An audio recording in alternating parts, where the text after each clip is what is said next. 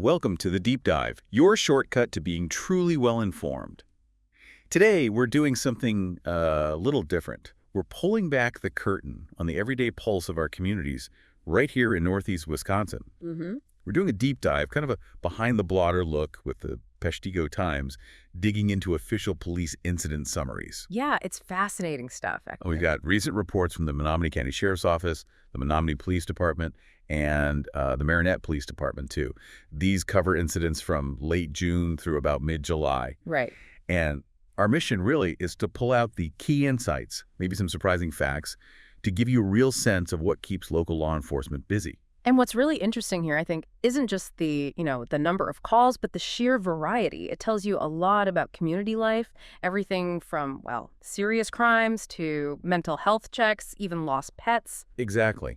It shows the complex job our local deputies and officers have. Absolutely. It's a real mix. Okay, so let's start with the Menominee County Sheriff's Office. This covers June 19th through July 2nd. You really see the scope of their work across the county's townships here. You do. And one thing that jumps out right away is how often mental health calls come up. It's a big part of policing now. Like this first one, Thursday, June 19th. Yeah, exactly. A mental health crisis reported in Hermansville. It led to a hospital transport. These need a delicate approach. Right. Then another one, Wednesday, June 25th in Menominee Township. Investigated and resolved. But look at this one from Thursday, June 26th in Lake Township. Starts as a potential mental health crisis. And ends with an arrest. Right. Yeah, 41-year-old Menominee, Michigan man arrested for having an unlicensed firearm, lodged at the county jail. And that just shows, doesn't it, how quickly things can change for officers. What starts as one thing can become something else entirely. Absolutely. Prepared for anything. Okay, let's shift gears a bit to property issues. Larceny, fraud, pretty common calls, I imagine. Definitely. Yeah. So on Friday, June 20th, there was a larceny complaint at a Hagerson Court residence. Stolen items reported, still under investigation. And then Tuesday, June 24th, saw a couple of fraud reports. Right. One was credit card fraud in Hermansville's suspicious transactions. The caller was handling it with their company. Okay. And another fraud complaint the same day, this one on Sabarin Lane in Harris Township, a suspicious loan letter, but thankfully no money was lost there. Good. Also Thursday, June 26th, another larceny, S4 Lane in Lake Township, items stolen, investigation ongoing. And then this one on Friday, June 27th, a fraud complaint at a Stevenson Township business. This one's, well, a bit more involved. How so? The caller apparently gave someone they met on social media access to their bank accounts and sent gift cards. Oh, wow. Yeah. No charges filed immediately, but it's a classic social engineering scam. We're seeing more of that. Yeah, those are tricky. Okay, also, Saturday, June 28th, malicious destruction of property. At J.W. Wells State Park, Cedarville Township, a vehicle on a walking trail. The DNR actually took over that incident. Got it. And Tuesday, July 1st, larceny again, Anderson Road, Stevenson Township. Old farm equipment reported stolen. Still investigating. So real mix of property crimes. Definitely. Now, arrests and traffic incidents. This looks like a busy period for the sheriff's office. Yeah, quite a few entries here. Lots of warrant arrests, for starters. Like on Friday, June 20th, Yeah. 2 arrests. Right. First, a 28-year-old Menominee, Michigan man picked up on Hagerson Court. He had a Marquette District Court warrant, looks like from methamphetamine use, lodged. Okay. Same day, a 22-year-old man from Tacoma, Washington, arrested in Menominee, Michigan. Expired registration plus a Menominee District Court warrant for failure to appear, also lodged. So warrants keep them busy. What about traffic stops leading to arrests? Yep, several of those. Wednesday, June 25th, a 44-year-old Sheboygan man, arrested in Daggett Township, impeding traffic, a Wisconsin probation violation related to meth possession, and driving without a license, lodged. Okay. Also a crash that day. 2 vehicles, US 2 in Meyer Township. A 78-year-old apparently failed to yield, hit a 40-year-old's vehicle. No injuries reported, but 1 car was towed. Then Sunday, June 29th, a rollover crash. Yes. 1 vehicle, US 41 in Menominee Township, led to the arrest of a 23-year-old Menominee, Michigan man. OWI. OWI, plus no security, that means no insurance and no operator's license. Injuries were non-life-threatening, thankfully. Okay.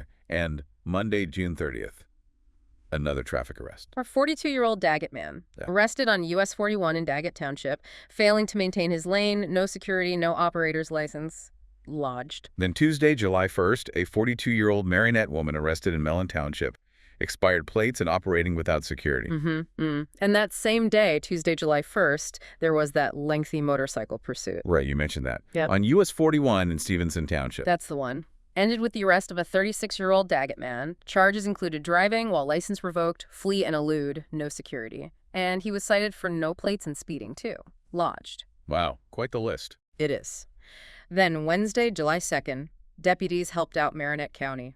With another pursuit. Yeah, a high-speed one on G08 in Mellon Township resulted in the arrest of a 34-year-old Green Bay man. He had a Wisconsin probation violation and meth possession.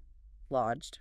Shows that cooperation between agencies. Absolutely essential. Yeah. And still on July 2nd, a couple more warrant-related arrests. The one? A 39-year-old Paw Paw, Michigan man was arrested down in Kalamazoo County on a Menominee Circuit Court warrant, then transported back up to the Menominee County Jail. Okay. And a 31-year-old Stevenson man arrested in Spalding Township.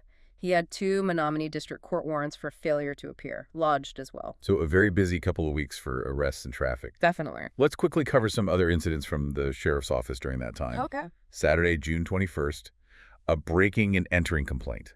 Pinewoods Loop, Ingleston Township, that one's ongoing, forwarded to the prosecutor. Right. Then Monday, June 23rd, a parking complaint in Hermansville. Investigated, resolved. Pretty routine. Tuesday, June 24th, trespassing on Willow Street in Stevenson. Subject warned, incident closed. Wednesday, June 25th, a threats complaint on Willow Road in Menominee Township. Investigated, and that one was sent to the prosecutor. Also on the 25th, someone reported getting threatening messages from an unknown person. Documented and closed. Then Thursday, June 26th, an assault from the previous day on Main Street in Spalding Township. Investigated and closed. And a child abuse report the same day, June 26th, in Menominee Township. Yeah, that one was investigated but closed because the incidents actually happened in another state. Jurisdictional issues. Right, complicates things. Sunday, June 29th, a medical call on US 41 in Stevenson. This one's interesting. It led to an investigation and a request for charges for filing a false medical report sent to the prosecutor. Filing a false report. Okay. And also Sunday, June 29th, a traffic stop on US 41 in Stevenson for unsafe equipment. Revealed the subject was actually a hit-and-run victim, so that investigation is ongoing. Wow. You really get a sense of the sheer range of things they handle. Every single day. It's immense. Okay, let's transition now. From the wider county focus to the city. Menominee Police Department reports covering July 11th through July 17th. Right, and here you'll likely see some similar themes, but maybe more concentrated urban issues, disturbances, traffic in specific areas, that sort of thing. Yeah, let's look. Starting with assaults and disturbances. Friday, July 11th, officers respond to an assault, 3400 block of 10th Street. Then Sunday, July 13th, another assault investigated, 900 block of Doyle Drive. And Tuesday, July 15th, an arrest. A 20-year-old male arrested for felonious assault and battery, 2500 block of 10th Street. Pretty serious. Very serious. And also concerning, back on Sunday the 13th, a 37-year-old male was arrested for violating his conditional bond release. That was in the 800 block of 10th Avenue. Meaning he was already supposed to be following certain rules. Exactly, which shows the challenge of repeat offenses or violations. Right, okay. OWI, operating while intoxicated in traffic offenses. Seems like a constant issue. It often is in city environments. Friday, July 11th, a 37-year-old female apprehended. OWI and open intoxicants. Near 15th Street and 15th Avenue. Same day, different incident. A 36-year-old male arrested, driving without a valid operator's license. 10th Street and 30th Avenue. And Sunday, July 13th was particularly busy for OWI. Looks like it. First, a 34-year-old female arrested for OWI, and in the same incident, a 35-year-old female for open intoxicants. That was at 10th Street and 23rd Avenue. Then, same day, different location. Yep, 10th Street and 26th Avenue. A 28-year-old male arrested for operating a vehicle while highly intoxicated. Highly intoxicated. That's a specific charge indicating a higher level, right? It is. Puts everyone at significant risk. And then Monday, July 14th, a 54-year-old female arrested for driving without a valid operator's license. Same intersection, 10th Street and 26th Avenue. And Thursday, July 17th, another one. A 20-year-old male driving without a valid operator's license, 10th Street and 8th Avenue. Okay, a definite pattern there. What about thefts and warrants in the city? Had those two. And this first one is unusual. Friday, July 11th, authorities investigated theft of money from the Menominee County Jail. From the jail itself on 10th Avenue. That's what the report says. 800 block of 10th Avenue.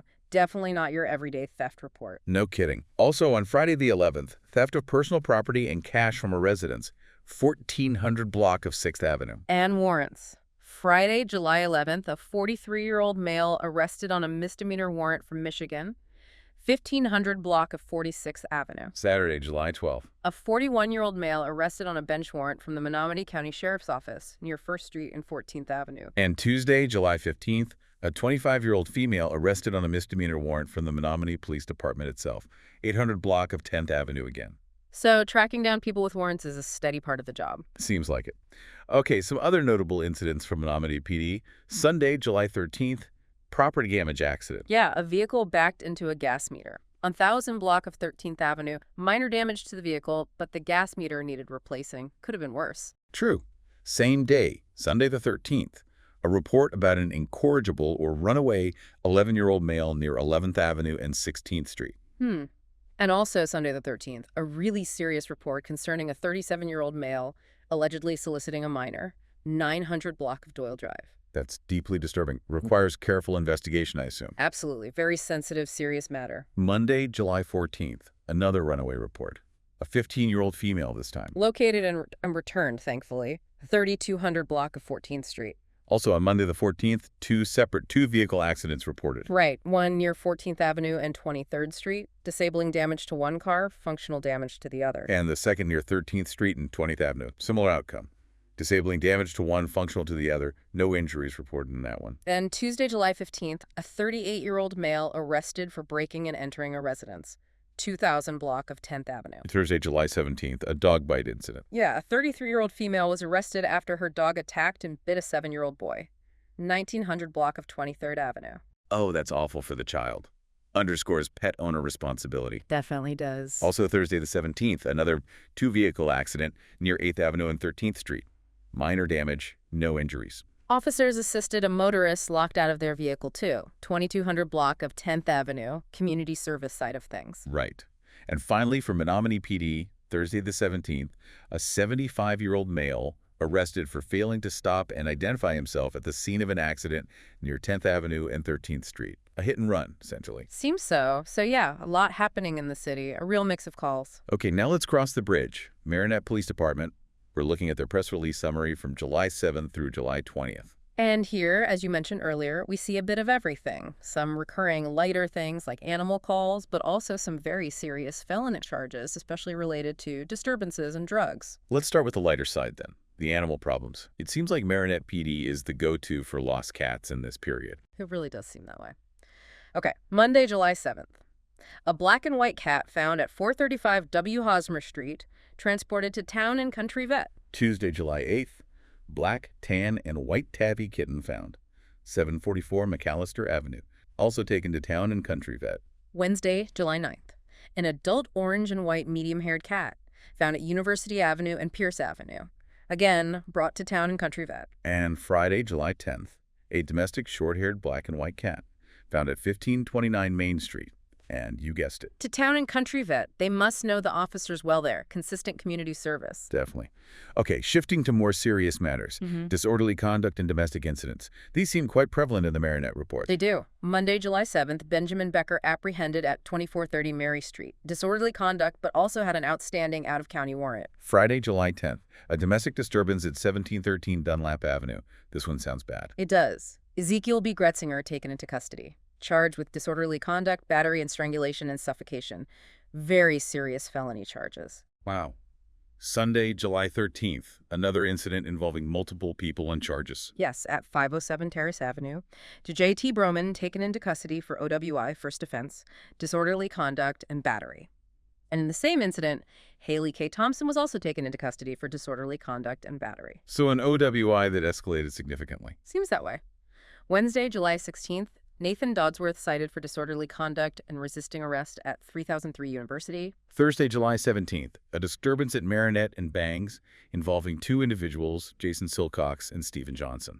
Right, and Silcox was arrested for felony bail jumping and disorderly conduct. That felony bail jumping is significant. Means he likely violated conditions from a previous serious charge. Correct. Friday, July 18th, Dalton Anderson arrested at 1428th Street, charged with a whole list: disorderly conduct, battery, trespassing, strangulation, suffocation, and criminal damage to property. Another strangulation charge. That's alarming. It is. And finally, Sunday, July 20th, a disturbance at Riverside and Hall resulted in Lawrence Meeks being charged with disorderly conduct and Levi Johnson charged with hit and run causing injury. Hit and run causing injury. So that disturbance might have involved a vehicle aspect too. It appears so. These domestic and disturbance calls really show the dangerous, volatile situations officers walk into. No doubt. Okay, traffic accidents in Marinette.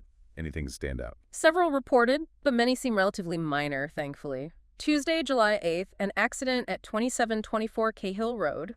Louis A. Walsh struck a legally parked vehicle owned by Terry L. Zimmerman. No injuries or citations mentioned. Also, Tuesday, July 8th, another collision in 2601 Roosevelt Road. Daniel L. Raj and Harvey Benkett involved. Again, no injuries or citations. Thursday, July 10th, there was that hit and run you mentioned earlier. Right, at the roundabout. Unknown driver struck a bicyclist, Alan Torco. Suspected minor injuries, but still leaving the scene. Exactly. Also, Thursday the 10th, an accident at 2900 Roosevelt Road involving Luann Isaacson and John Siedzik. No injuries or citations. Wednesday, July 16th, a collision at Walmart. David Lang and David Nichols. No injuries or citations. Another one Wednesday the 16th at Hall Avenue in McAllister. This one resulted in citations. James Bird cited for unsafe cutting in. Nolan Strong cited for failure to yield. No injuries reported. And Thursday, July 17th, an accident at the Christ gas station on Hall Avenue.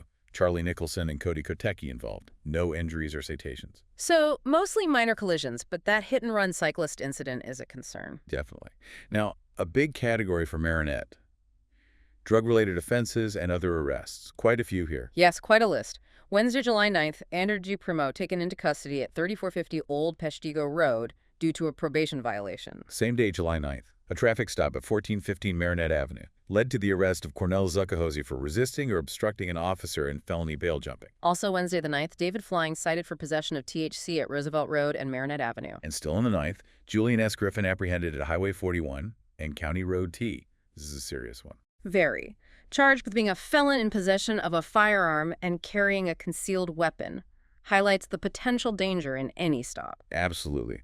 Thursday, July 10th, Braden M. Callow cited for possession of THC at Marinette Avenue and Mary Street. Also, Thursday the 10th, Justin L. Goldsmith taken into custody at 1226 Cleveland Avenue on an outstanding warrant. Friday, July 10th, Caden R. Pons taken into custody at Bridge Street and Eggener Street, also on an outstanding warrant. And Friday the 10th, Kelsey Zemke cited for a possession of THC at Minnesota Street and Marinette Avenue. Lots of THC citations. Seems like a recurring minor offense they're encountering. It does. Saturday, July 12th, Timothy M. Gustafson taken into custody at 1411 Garfield Avenue for resisting obstructing an officer and a fireworks violation. Sunday, July 13th, Dana Lacombe apprehended at Marinette Avenue and Pine Street. This involved multiple issues. Right. A felony Michigan warrant, plus possession of methamphetamine, marijuana, and drug paraphernalia. A significant arrest. Indeed. Wednesday, July 16th, Hayden Bray and Jenna Peoples both cited for possession of THC at Marinette and Bangs. And Saturday, July 19th, Nathaniel Wilsey cited for possession of THC at Roosevelt and Murray during a traffic stop. So a mix of warrants, resisting, more serious drug possession like meth, firearm charges, and quite a few THC citations. A very broad spectrum just within that category. Okay, lastly for Marinette, thefts and found property. A few items here. Friday, July 10th, Kenneth C. Kreider reported a utility trailer stolen from his residence at 114 E. Russell Street. Thursday, July 17th, Chris Milshore reported his blue electric bike stolen, described as a mountain tamer with chrome, from 313 Water Street. Also Thursday the 17th, Robert Pekulski reported his weed whacker and leaf blower stolen from 829 Pierce. And Friday, July 18th, that found item. Right, the green teal-colored lunchbox with keys, lunch, and earbuds found near the hospital at 3003 University. Someone's probably missing that. Hopefully it got back to them. So quite a detailed look across the river in Marinette, too. Definitely shows their officers are dealing with a wide range of situations daily. So what does this all mean? We've just walked through, a pretty dense few weeks of police activity across Menominee County, Menominee City, and Marinette City. We saw everything from, well, those lost cats. Can't forget the cat. To parking complaints, minor accidents, all the way up to felony arrests, serious assaults with things like strangulation charges, OWIs, high-speed pursuits, drug busts, weapons charges. It's a huge range, and I think if you connect this to the bigger picture, it really paints a picture of the fabric of our communities here in the Peshtigo area and, the surrounding region. These reports, they give you an unfiltered look at the work law enforcement does, much of which goes unseen, and just how dynamic community life is. The challenges, the dangers, the routine stuff, it's all there. Yeah, it really underscores the importance of staying informed about what's happening locally. It helps you understand the resilience of our towns, but also the very real challenges they face. Makes you appreciate the complexity of it all. It certainly does. You see the raw data, the specific incidents, and it really makes you consider the reality behind the blotter. And maybe this raises a question for you, the listener, to think about.